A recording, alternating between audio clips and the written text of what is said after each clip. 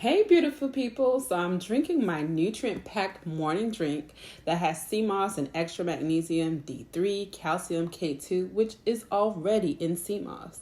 Seamoss has 92 vital minerals and nutrients that the body needs. And so my husband and I make this from scratch. All right, we soak the Seamoss in alkalinized water and clean it thoroughly and blend it into a gel form. We also make a Super Boost Seamoss. This, I just put some Seamoss in my smoothies and added some extra magnesium, like I said, K2, B12, and D3 in it, as well as magnesium. Did I say that already? So this I drink almost every morning. Consistency is key. A lot of you guys may be feeling sluggish, tired, joint aches, stuff like that. That's because your body is lacking some nutrients and you're probably not eating well and feeding your deficiency even more. Okay. So over COVID, when COVID started, I took the time, and this was a little bit before COVID, I felt the need to change a lot about myself. I felt all of the deficiencies because a lot of us are so goal oriented, where we are made to be goal driven and we're always chasing that mighty dollar, right? Because we need it. We need it to survive. But at the same token, we also need to take care of our bodies, because what good are we if we are dead? Okay, we can't earn $1 if we're dead. And I'm not saying that some of you guys are to that point, but you're not feeling like yourselves. You're not enjoying life. You're always tired. You're always sluggish, mental fogs, confusion. And that is a spiritual alignment, one, and is a mindset as well. Because I feel like a lot of the times we don't take the time to focus on ourselves and put ourselves first and realize that, okay, I'm going to reel it in. The word says, right? Go to the word. Seek the kingdom of heaven and all things shall be added on to you. When you seek that, okay, that spiritual alignment with the God in you, you will be more spiritually in tune in so many ways. You'll be spiritually in tune with how your body feels. You'll be spiritually in tune with what is going on, whether you'll realize that stuff isn't right with you. You'll realize you don't have mental clarity. You realize that, feeling this way isn't normal. Because for years, I normalized by not feeling good, by just continuing to push through, right? We're taught to push through. And also, medicine is taught to just give you medicine to treat the surface issues, right? Which isn't the root cause of what's going on with you. A lot of you has been diagnosed with inflammation and different side effects, but not the root cause. Like, they don't even know what the root cause is. We're still in the infancy stage to understand what inflammation is really all about. And I say it comes from neglecting self. You aren't taught to put yourself first. You're taught to put your finance first. You're taught to put your children first. You're taught to maybe even put your spouse first. But really, money first when you become an adult. You're not taught to put yourself first, to be active, to eat well, to make sure you have the right nutrition, to make sure your mental state is right. And all this stems from is a lack mindset. That if you don't continue to chase the hamster wheel, that somehow everything will be grabbed from you. Sometimes it takes for the bottom to fall out, for you to realize there is a much more greater importance to taking care of yourself. And once you do that, everything falls in place. Everything aligns. That goes back to that scripture. If I may break it down to modern day in science. Okay. I was at this place before. I was like almost hitting 200 pounds.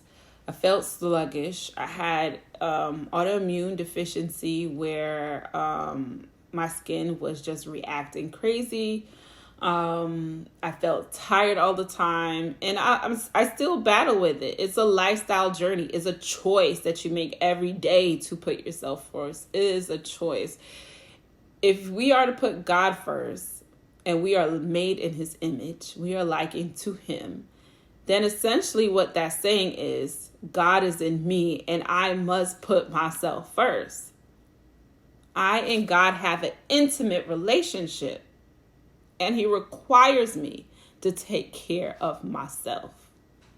Spiritually, mentally, physically, from what I eat, to what I consume through these eyes, to what I hear, to what I exercise, my habits, all those things. And so when I decided to change that, I noticed so much changes from not just the weight loss, but the clarity I had in my mind, the peace that I had that surpassed all understanding, the freedom that I felt. The goals changed, and it wasn't about money, but money just came.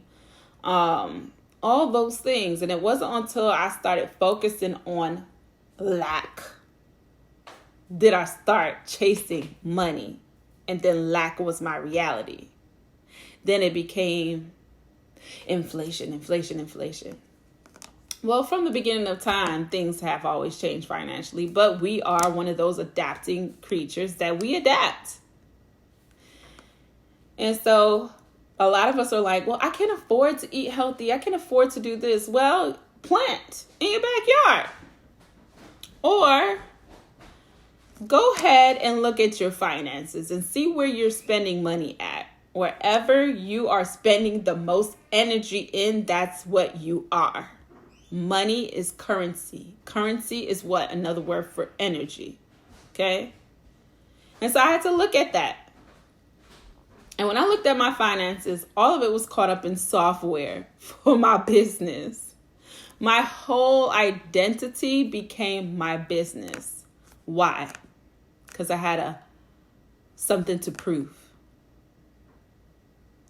My insecurities made me a slave to my own business.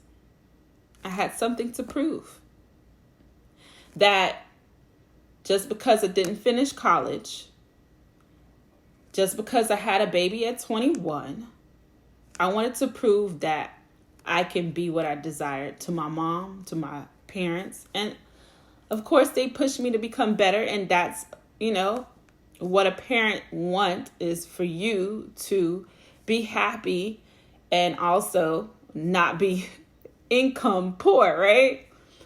But there's a way to go about that. And I say that is really the goal is freedom. The goal isn't money, because you could do a lot with a little. I've done that. You could do a lot with a little. Bought my house at a time where the economy was really, really bad. And I got my house for $57,000. If you saw my house, it is a beautiful house with that amount, with tons of equity in this day and age. And yes, we want to grow and move out from here, but I love my home. My home is amazing. And to do what we did in that time just shows that there's a time and place for everything. Timing is everything as well. We don't create time. We just fall into alignment with it. And I got on this health thing because I was talking to my dad, and I realized that both sides of my family have diabetes. My father's side has diabetes. My mother's side has diabetes. And so I remember at a time where I was just like, working, slaying heads, because I'm like, the money coming in and you get addicted to seeing that money in the bank. You like, 10 grand, 20 grand, stuff like that, 6 figures. It's, I'm doing it, but I'm working myself down to the ground. And I can remember I was over a client's head and I just felt really, really sluggish. And I was just like I ate something and it was just like all my energy drained. It depleted from me. And I was like, oh my God, I need to go to sleep. Like, what is that? And then I started feeling like pins and needles in my hands and my feet. My eyes was feeling blurry. And I was telling my mom and she said, you need to go to the doctor because that's an indicator of diabetes. And I was just like, wait, what? I had the little dark stuff here, which I was thinking, I was like, girl, I got a natural contour on my cheeks. No. Okay. So me being who I am, all I need is one good scare. And I was just like, before I go to this doctor, let me do everything I can do in my power so I get a good result, because if I go to the doctor and they tell me something wrong, then my whole life is upside down. So I did what I knew how to do. I was eating raw garlic. I was taking my Seamoss. Like, I know what to do. I was drinking a lot of water. When she was like, everything is fine with you. So it's not that I don't know what to do, because in my family, it's not that they don't know what to do. It's you making yourself a priority and being disciplined enough and loving yourself enough. Self-love is a major key to this component, to do what you need to do for you. And so I decided that I want to add years to my life, okay? Because I've seen a lot of people in my family just suffer from diabetes, and it's not a generational thing. Yes, epigenetic has something to do with that, and I'm going to explain why lack mindset is a part of epigenetic issues and all of that stuff. For my family, growing up, I can remember, and even coming into adulthood, right? Parents always looking out for you. It's all out of love. My mom would say, make sure you keep a box of rice in your home. And I'm like, okay, listen to mom, because anytime you have a hard time, you have at least a box of rice to make some stew. That's what we eat, stew and rice. Curry chicken, brown stew chicken, fish and rice, whatever, rice. I ate rice almost every day because that was indoctrinated in my head. Make sure you have rice. So every time I ran out of a box of rice, I buy more rice. The rice lasts long though, but there was always rice as a meal. And sometimes I'll change it up, do macaroni and cheese, but it has some kind of complex starch because it just made you full faster and it fed your family. So this is what I was taught. That comes from a lack of not having enough, or the thought that you don't have enough, because even that is an illusion. Not having enough, that's an illusion. There's more than enough. And my dad, I remember him coming down and staying with me because he visit every so often down here and spend time with his grandkids and I and my husband. We have a really great relationship, pretty cool, right? And he would come down and he'd say, Janice, take me to the grocery store, right? So I'm thinking like he's going to buy the things that he need, blah, blah, blah. And then I get another indoctrination, right? All out of love. Like I said, all out of love. This is what they know, right? This is what they know to be true. And he says, Janice, you don't buy enough bread? Make sure you buy 3 loaf of bread. Parents from the Caribbean, Guyana. Okay. Shout out GT. Bloop, bloop. So we're there and he's like, make sure you buy 3 loaf of bread and must put them in your freezer so you always have bread for them children. And I'm like, yeah, because they could make peanut butter jelly and sandwiches and stuff. Now my kids, they rather eat pizza and chicken and fries and frozen food stuff. Neither one of those are good. So I have my own indoctrination. That might have came from a cousin of mine that was living with us. Make sure you buy freezer food. And here we go. All those things from a poverty mindset. that if I buy these things, they're cheaper to buy, they last longer, so that I can feed my family. And I did that for years and ended up developing an autoimmune issue from it. My first symptom of autoimmune is after I had my son. And this was like a few months, maybe he was about 8 months, almost a year old, because I think we were moving into this house when I started recognizing a lot of it. I had something that looked like cradle cap. And I was like, can babies give you cradle cap? Like, I don't understand what's going on. My whole scalp was inflamed. Went to the doctor because at that point I couldn't even do perms no more. It was just so painful. Like, it burned every single time, and I would have sores on my head every single time. So I'm thinking, like, maybe it's the perm. So I stopped perming. And my doctor was like, it's seborrheic dermatitis. Now, I dealt with seborrheic dermatitis for a long time. As a kid, I had eczema in the crevices of my elbows and behind my knees and stuff like that. And I would always have an issue with constipation. Always. I'm not sure if I drank enough water. That could have been an issue with it too. Now I drink a lot of water, but I have to be mindful of how much water I drink because I'm a hairstylist and I don't often drink a lot either. So I'm sometimes dehydrated. Well, that was in the beginning. Sometimes I fall short, but I know what to do. So consistency is my challenge. And me doing this is to help me be consistent and keep myself accountable by putting myself out there. Sometimes you gotta do that. So anyhow, so I first discovered that, and that's what led me into the hair industry. I decided at that time when I was receiving hair loss because the seborrheic dermatitis, I would literally scratch my scalp because the thick flaky skin around was just, it looked really gross, and I hated how it looked, and oils made it worse. She prescribed me this shampoo that just dried my hair out, and I was supposed to wash my hair twice a week. I was like, how am I gonna do this? I'm black, I got long hair, this is just crazy. So I decided to just cut my hair off. I was already growing it out natural. I cut it off and so that I can wash my hair twice a week. But then finding products to keep it moisture was an issue too. So I decided that I was going to do this thing instead of topically internally, but not at that moment.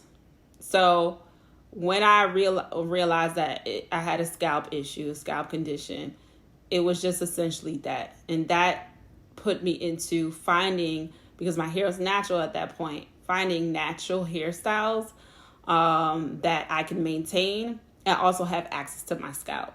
And that is when crochet braids came into my life.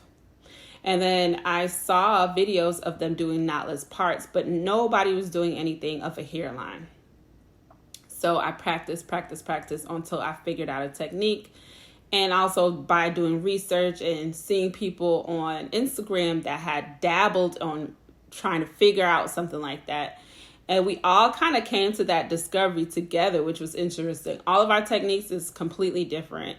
And I was the first one to create an online university to teach others. I started teaching people hands-on. And this business just grew into what it is today. And I've been doing this 8 years since I had my last baby.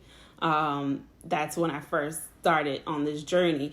And at that point, I had so much hair loss from postpartum to just digging out my hair. And when I say so much, it might not be as severe as other people I see, but I since then have grown it back. It's not as full, but you can see the discoloration from the seborrheic dermatitis marks. And I really think it's psoriasis because it's like on my skin, but I don't know. I haven't run back to a dermatologist really to see. So my hair is much fuller around here, but I have hair there, needless to say, thank God. Anyway, so once I've done that and I was still noticing like, man, this thing is making progress, but not as much as I would like, I decided to try internally. And I discovered so much about our stomach, how it's our second brain, and how the body attacks itself. And this is what inflammation is about. Because I was going back and forth to the doctor, y'all. I had cystic ovaries all from this stuff. Womb inflamed, literally.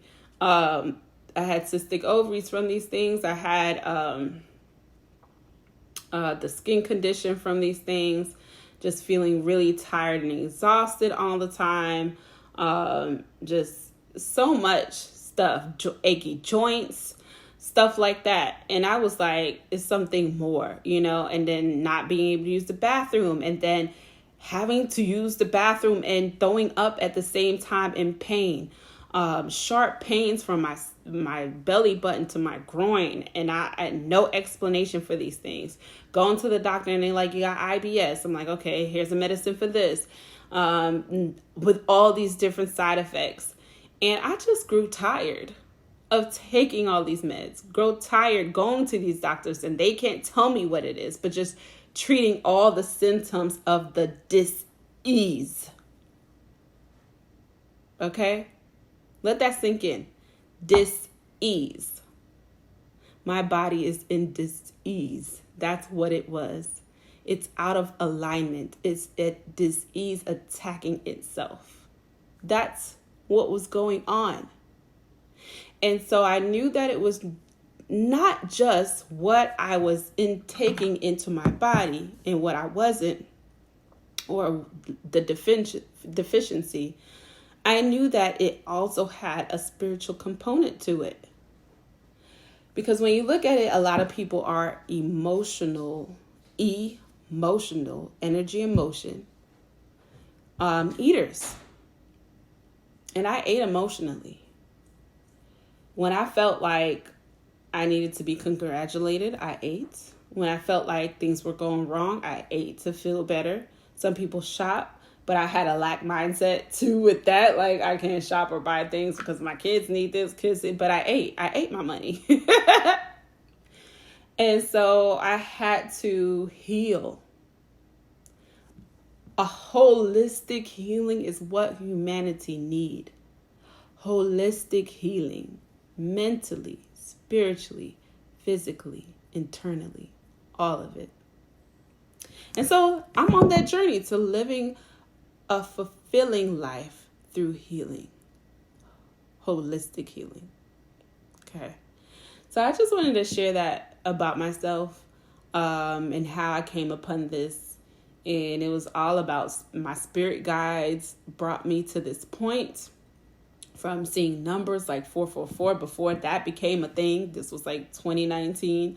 And that was a thing way before, but I wasn't introduced to that world till 2019, seeing 444, being brought outside at 444 early in the morning to talk with my spirit guides, because when I'm by myself or in nature, or, I can hear that small and still voice. We know who that is. Much more clear. And it brought me to this point and said, you need to heal. I've had traumatizing things happen to me in my childhood that I regress so much, and substituted stuff like drinking, smoking to feel better about it. Since then, I've, changed that component of my mindset, dealing with those things. I accepted what I needed to accept it. You don't have to accept what you don't want to accept, but it is what it is. And I've come to a place in my life where I just find peace in everything, understanding that was my story. That is a story that helped me come who I am today, turning that pain into purpose, right? Nobody wants a traumatizing childhood or a traumatic story. But it happened, and it brought me to this point to where now I challenge other people, or I want to help other people to heal, to move, and transmute that energy of sadness, of woe is me, of victim, of lack, of whatever it is, into a place of healing and of peace and of wholeness and of alignment, so you're no longer at dis-ease with yourself. And so that's where I'm at. And cheers to that. All right. So I hope you continue to watch. I'll be showing more, but this was my story. If you watch all the way to the end, I appreciate you, and I hope you watch more. All right, beautiful people, enjoy your day. Peace.